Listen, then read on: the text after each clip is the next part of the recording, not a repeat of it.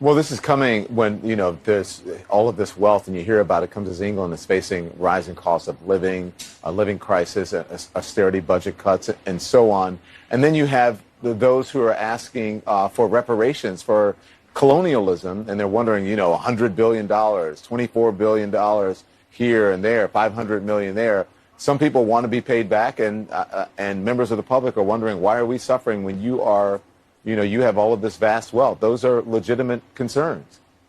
Well, I think you're right about reparations in terms of if people want it, though, what they need to do is you always need to go back to the beginning of a supply chain. Where was the beginning of the supply chain?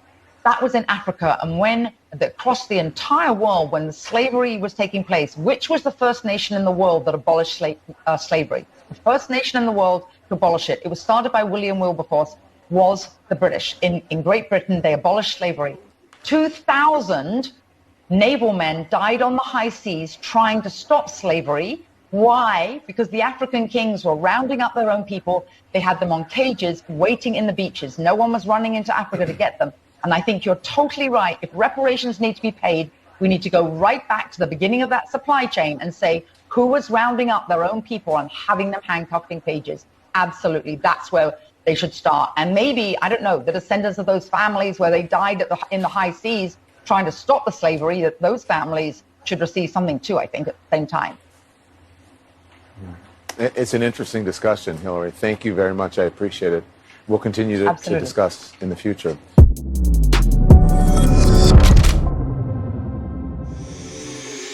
What's up, guys? It's your boy Benny. Careful what questions you ask, because you just might get some answers, and Don Lemon got answers from a royal family expert on the British slave trade. Oh, let's check the record here, shall we? Because Don Lemon is sitting there asking about reparations and whether Queen Elizabeth is guilty of the slave trade because, well, she's old and white and rich, and that means that she must have taken that from someone. That means she's evil, right? Yes. Okay. Super low IQ. Don Lemon doesn't realize that actually the UK was the first major and main nation to ban the slave trade inside of its boundaries and territories, that it is William Wilberforce inside of England itself that has led and did lead to a very long series of countries banning the slave trade.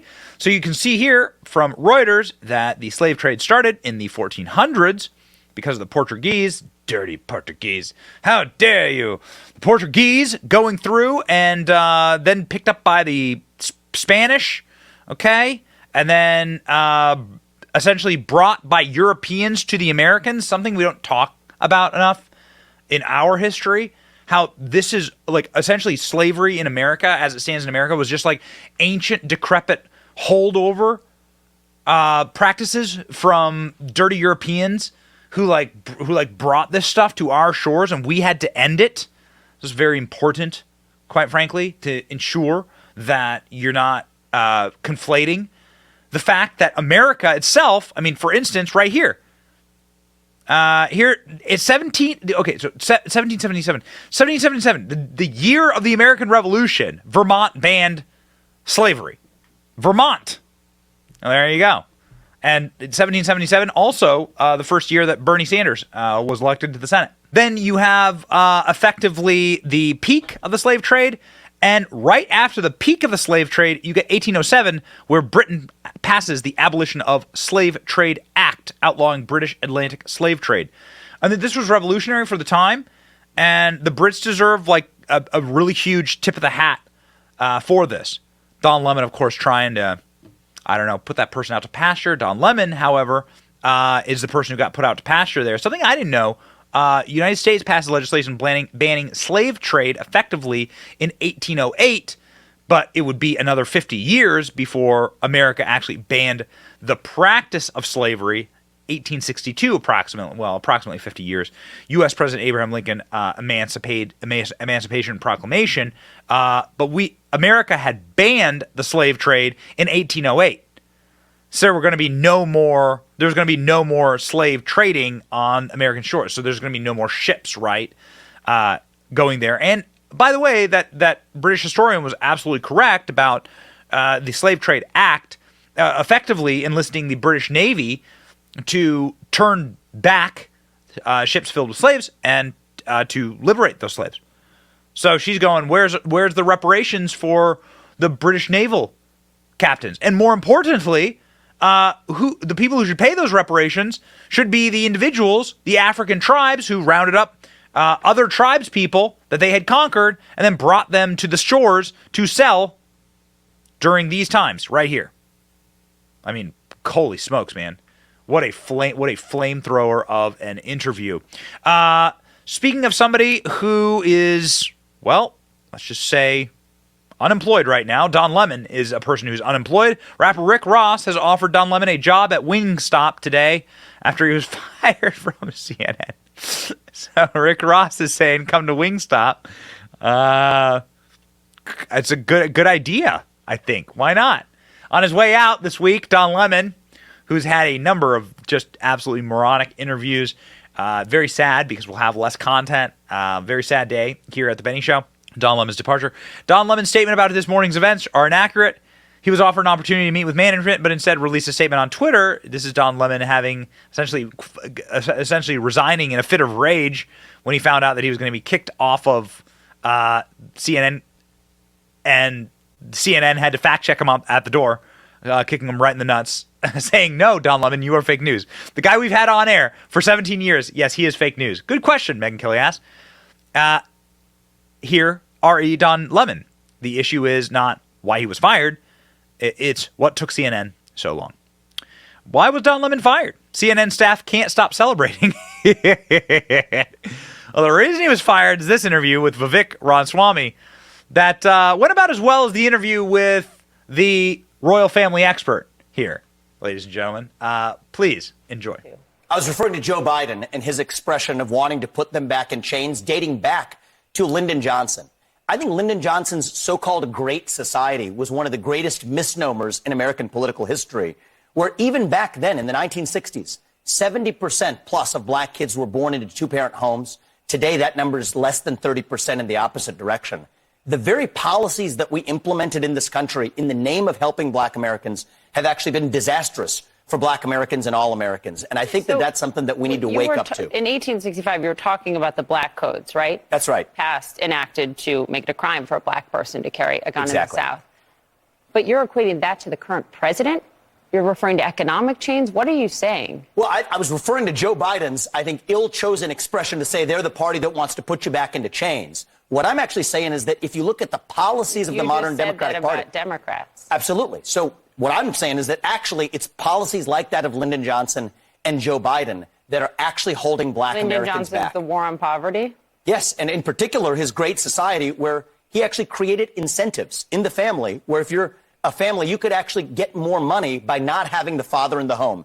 Guess what you get? You get what you pay for. And I think it's been really bad for the black community. I think it's really bad for all Americans. Do you have anything on this before I move on to China? I don't see what one has to do with the other, but go on. I took up a lot of time with Fox. Oh, it's fine. We have time. I don't really see what one has to do with the other, especially consider and using the Civil War to talk about black Americans. That war was not fought for black people to have guns. That's not. That war was fought for black people to have freedoms in this country. Yeah. Actually, that's why the Civil War was fought. Okay. And the sad part about it. That wasn't fought for black people to have guns, I think. Actually, you know, funny fact is black people did not get to enjoy the other freedoms until their Second Amendment rights were secured. And I think that that's one of the lessons that we learned. Black people still aren't allowed to enjoy the freedoms. I disagree with you on that, Don. I disagree with you. I think you're doing a disservice to our country by failing to recognize the fact that we have equality before the law. When you are in black skin and you live in this country, then you can disagree with me. But we're not. You mentioned in here that we have three different shades of melanin. Don, I think we have to be able to talk about these issues in the open, regardless of the color of our skin. Black Americans today, to say that, compare that to 1865 and 1964, I think for you to compare it to 1865 and 1964 equal rights in this is actually, I think it's insulting to black people. It's insulting to me as an African American. I don't want to sit there and argue with you because it's infuriating for you to put those things together. It's not right.